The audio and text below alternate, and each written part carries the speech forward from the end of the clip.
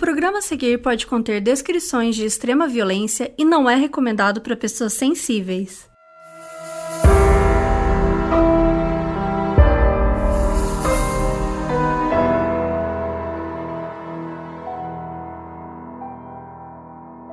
Oiê, eu sou a Mabê. E eu sou a Carol Moreira, e hoje a gente vai contar a história de um serial killer que demorou mais de 15 anos para ser pego. Na Califórnia, lá nos anos 70, um assassino entrava na casa de mulheres, estuprava e espancava até a morte. Apesar de ter feito isso diversas vezes, a polícia nunca conseguiu o capturar, até que inventaram os testes de DNA. Essa é a história do Bedroom Basher.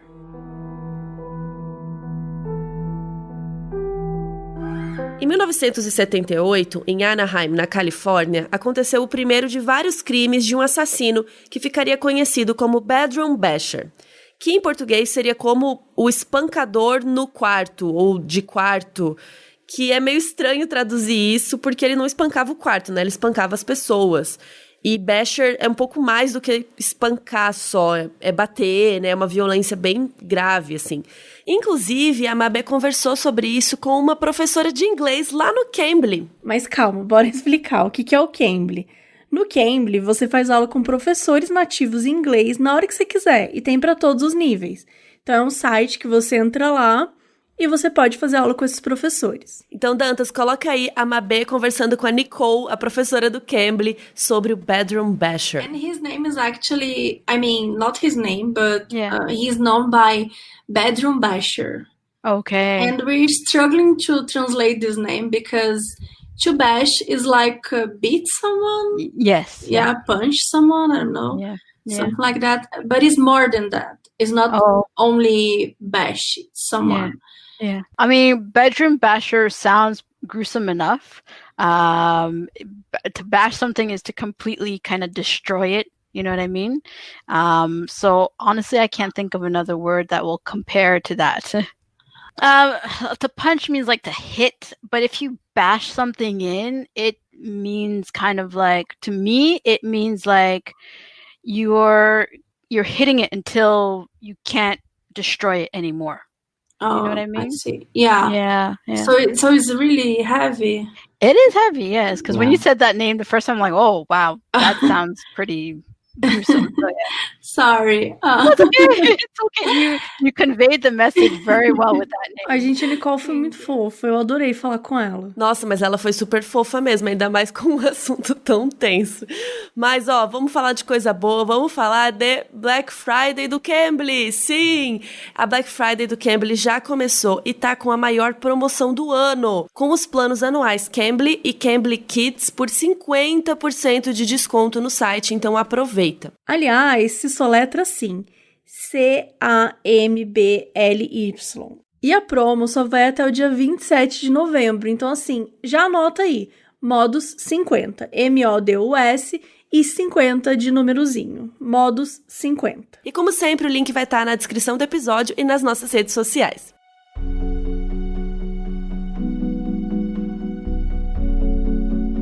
Em 2 de dezembro de 78, a vida da família Fry mudou para sempre.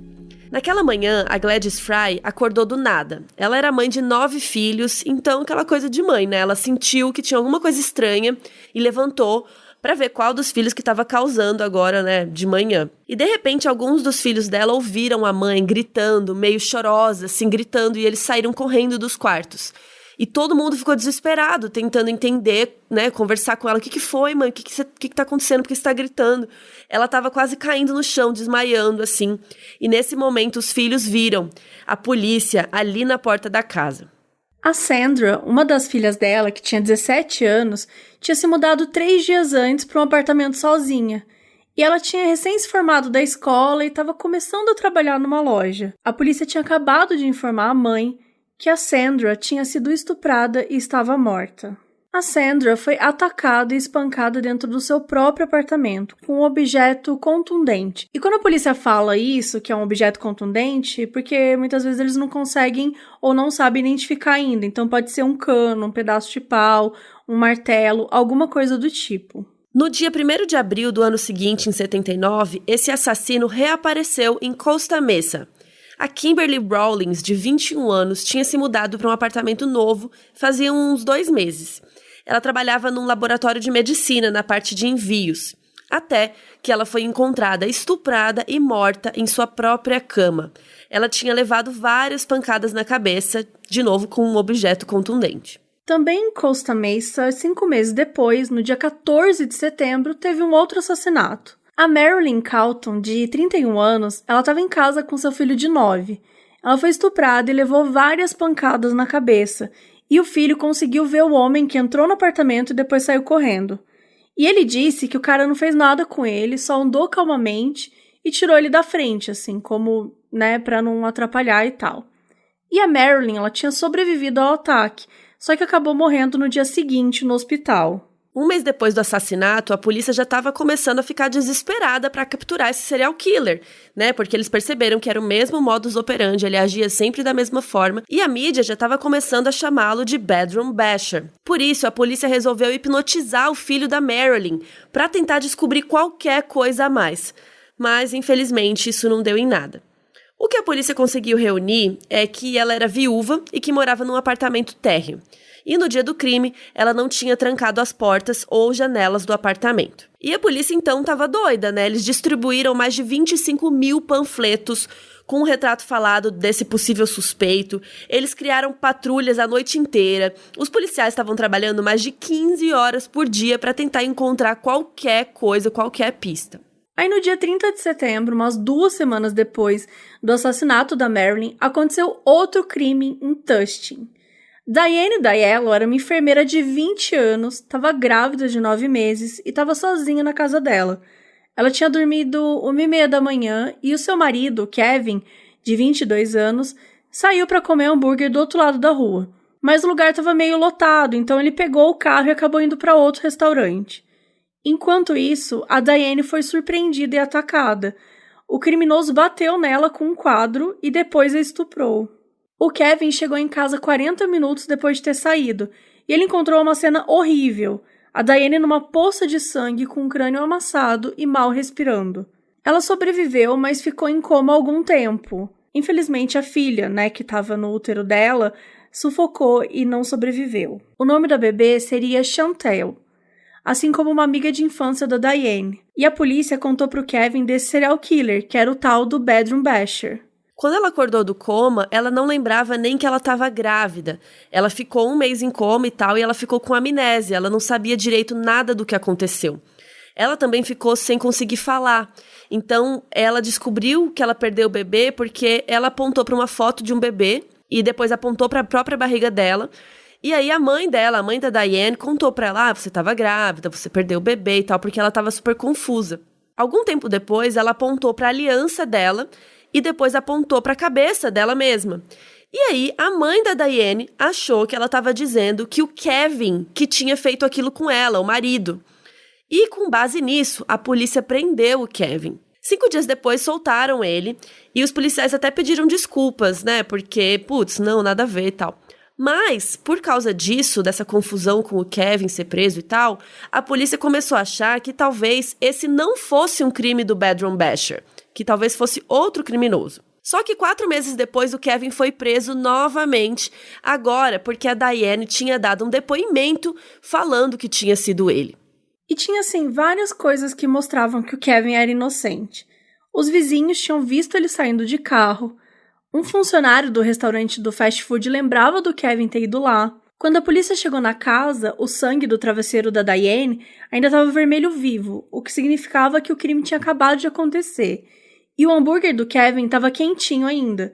Não teria como ele ter ido lá comprar o hambúrguer e batido na Diane ao mesmo tempo. Durante o julgamento, a Diane disse que o Kevin tinha batido nela com umas chaves porque ela não quis transar com ele. E ele achava que a sua sogra que colocou tudo aquilo na cabeça da Diane, que ela queria culpar alguém e foi meio que moldando as memórias da filha.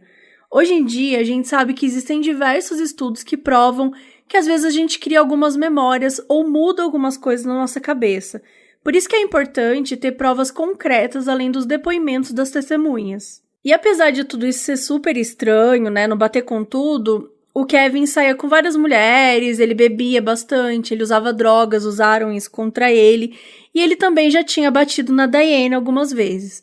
Isso não significa que ele era um assassino, mas, por conta de tudo isso, o júri condenou o Kevin à prisão perpétua. Vocês devem ter percebido que os assassinatos foram ficando cada vez mais perto um dos outros. O serial killer estava cada vez mais ávido por novas vítimas. Menos de uma semana depois, no dia 7 de outubro, ele atacou de novo. A Deborah Jean Kennedy, de 24 anos, morava em Tustin e dividia um apartamento com a irmã dela. Ela trabalhava numa loja de vídeos, ela organizava as fitas cassetes e tal. Nesse dia do 7 de outubro, o assassino entrou na casa delas umas 10h30 da manhã, a estuprou e bateu nela inteira com um martelo. Ela teve hemorragia cerebral e morreu depois por causa desses ferimentos e de várias fraturas no crânio. O criminoso deixou o sêmen na cena do crime, mas nada mais. No dia 21 de outubro de 79, aconteceu um outro assassinato em Costa Mesa. A Deborah Lynn Sr., de 17 anos, tinha acabado de se formar no ensino médio e ela queria fazer cursos para ser secretária. Fazia 2 meses que ela e uma amiga tinham se mudado para um apartamento novo e ela pagava usando o salário de motorista dela, que ela estava trabalhando como motorista para um delivery de uma gráfica. A Deborah e a sua roommate, elas foram numa festinha à noite. Só que a Deborah estava meio cansada e quando deu umas 10h30 da noite, ela voltou para casa. E a amiga ficou lá na festa, só que quando ela chegou em casa umas 3 da manhã, encontrou o corpo da Deborah. Ela tinha sido estuprada e apanhado com algum objeto contundente, assim como as outras vítimas, mesmo modus operandi. O assassino deixou o sêmen para trás e ele também deixou uma marca da palma da mão esquerda dele, porque ele encostou no sangue e encostou em algo da casa, então ficou aquela marca lá que a polícia pôde pegar também. Só que depois do caso da Deborah, não se soube mais do Bedroom Basher, ele sumiu, do nada. Então a polícia suspeitou que ou ele tinha saído do estado ou ele tinha sido preso por algum outro crime.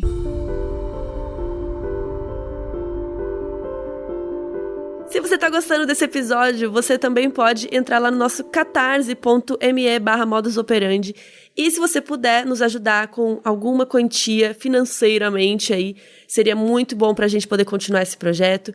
E agora a gente tá com benefícios no Catarse, então as pessoas que ajudam a gente vai ter recompensas e a nossa primeira recompensa vai ser uma live especial só para os catársicos, os operanders, os operanders que estão no Catarse. A gente vai fazer uma live especial só para eles ou para vocês, se você for de lá.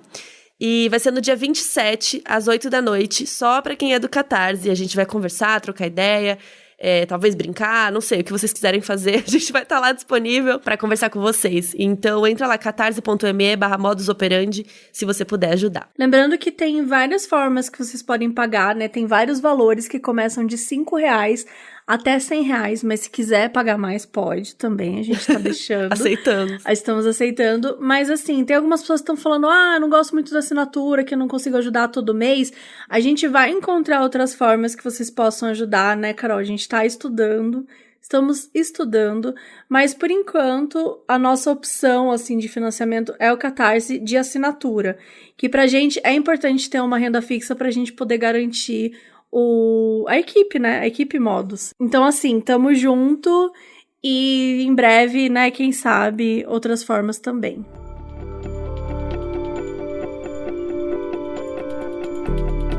Anos se passaram, e aí em 96, vários promotores, detetives, criminalistas, eles estavam pegando o DNA de casos antigos e colocando no sistema do novo laboratório do Departamento de Justiça da Califórnia, em Berkeley, que tinha mais de 4.000 perfis de DNA de criminosos. E eles conseguiram então identificar que o DNA das cenas do crime do Bedroom Basher já estava nesse banco de dados do laboratório. E o DNA batia com um cara chamado Gerald Parker, que naquele momento estava preso, mas estava prestes a terminar sua pena e poderia sair livre. E esse foi um dos primeiros casos em que o DNA de crimes antigos bateu com algum criminoso do sistema. E isso foi muito importante, porque deu uma nova perspectiva para casos antigos, né? Porque eles tinham, gente, caixas e caixas de provas, de casos arquivados, de casos não resolvidos, os cold cases, né? Mas agora, isso dava uma esperança de que eles poderiam ter alguma sorte e finalmente capturar os responsáveis. Beleza, então. Mas então, quem era esse cara que o DNA deu match com o Bedroom Basher? Garrett Parker era um homem negro que nasceu em 1955. Ele teve uma infância muito difícil. Ele nasceu numa família pobre e ele tinha 11 irmãos.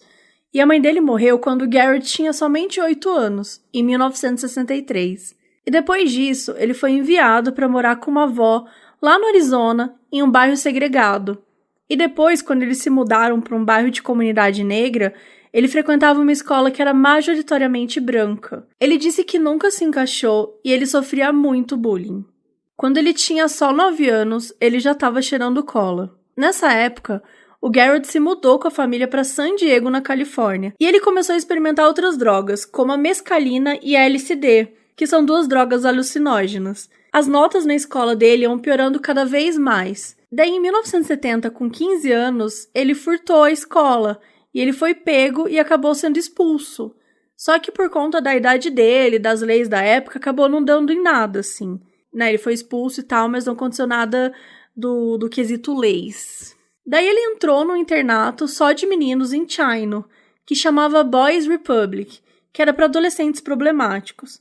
Só que ele não aguentou ficar lá e fugiu. Em 1973, com 18 anos, ele entrou para a Marinha, no Marine Corps. Ficou 1 ano servindo em uma base no Alasca e depois foi transferido para Tustin, na Califórnia, que é aquele local onde aconteceu um dos crimes. Em 78, ele recebeu o título de sargento. Aos poucos, ele ficou entediado com o trabalho e ele foi transferido para o El Toro Marine Corps Air Station, que fica em Irvine, e lá ele trabalhou na parte de suprimentos até 1980. O seu último crime como Bedroom Basher aconteceu em outubro de 79, certo? Tá, mas por que ele sumiu depois? Porque ele estava preso por um outro crime, uma coisa que não tinha nada a ver com os assassinatos. Ele sequestrou uma menina de 13 anos em Tustin. Ele arrastou ela para dentro do seu carro, que era um Dodge preto, e ele ficou dirigindo com ela dentro do carro por uns 45 minutos e depois estacionou em um shopping. Ele mandou ela tirar as roupas e perguntou se ela já tinha sido estuprada antes, e depois a abusou. Ele deixou ela ir embora e ela conseguiu falar pra polícia a aparência dele, do carro e tudo mais. A polícia conseguiu pegar o Garrett e ele confessou que sequestrou e estuprou a menina. E aí, pra pegar uma pena menor, a promotoria ficou forçando e tal pra ele confessar um outro crime, que foi um assalto que tinha acontecido 13 dias antes em Pasadena. E aí ele foi condenado, então, por esses 2 crimes. Ele confessou esse outro crime também. E ele foi condenado a 6 anos. E ele foi cumprir a sua pena no California Correctional Institution. E foi por isso que ele parou de atacar como Bedroom Basher. Na prisão, 4 anos depois, em 84, ele atacou seu colega de cela, causando ferimentos super graves na cabeça do cara. E por causa disso, ele teve a sentença aumentada. Em novembro de 87, ele conseguiu sair incondicional. Ele arrumou alguns trabalhos que pagavam por diárias, mas voltou a cometer assaltos. Em 93, aos 38 anos, ele foi preso de novo por vários furtos e alguns roubos na região de Orange County. Ele teria que passar 4 anos no presídio. Em 95, ele saiu incondicional de novo, mas 1 ano depois, ele violou os termos da condicional e acabou preso novamente para terminar sua sentença no presídio. Aí ficou quietinho. Só que em junho de 96, resolveram fazer testes de DNA lá em casos antigos, e ele finalmente foi descoberto. Foi identificado o DNA do Garrett Parker nos seus 6 ataques como Bedroom Basher. Ele tinha deixado traços de DNA em pedaços de madeira, em martelos, em vários objetos pelas casas. Então, no dia 14 de junho de 96, ele foi questionado pelos detetives. E no começo ele negou tudo, ele ficou falando que era inocente e tal. Mas 2 dias depois, quando foram mostrando as provas, ele acabou confessando tudo, mas ele veio com um papo de que quando ele cometeu os atos, ele estava intoxicado, né? Que em inglês seria tipo drogado ou bêbado, ele estava fora de si. E finalmente, as acusações contra o Kevin Green foram retiradas. Aquele marido de uma das vítimas, ele ficou 16 anos preso por um crime que ele não cometeu. Como ele nunca tinha assumido o crime, né, ele sempre falava, não fui eu, ele nunca tinha conseguido sair incondicional. Então ele passou esses 16 anos 100% preso. Quando falaram pra ele que precisavam de uma amostra de sangue dele, porque o Gerald Parker tinha dado match com o DNA e tal, tava confessando, o Kevin desabou e começou a chorar.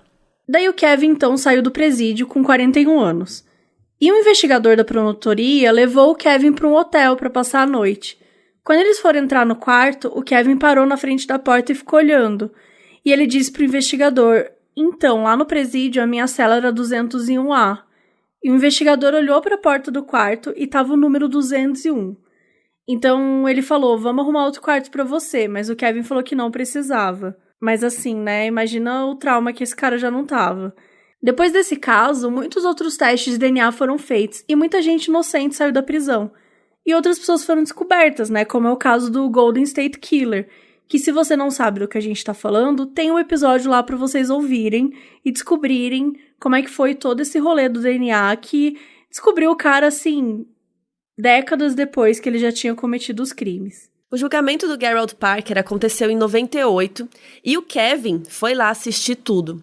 O Gerald finalmente foi condenado pelos estupros e 5 assassinatos, e a sua sentença foi a pena de morte por injeção letal. Hoje em dia ele tá com 65 anos e tá preso na prisão estatal de San Quentin, e ele tá no que eles chamam de corredor da morte, só esperando o dia de ser executado.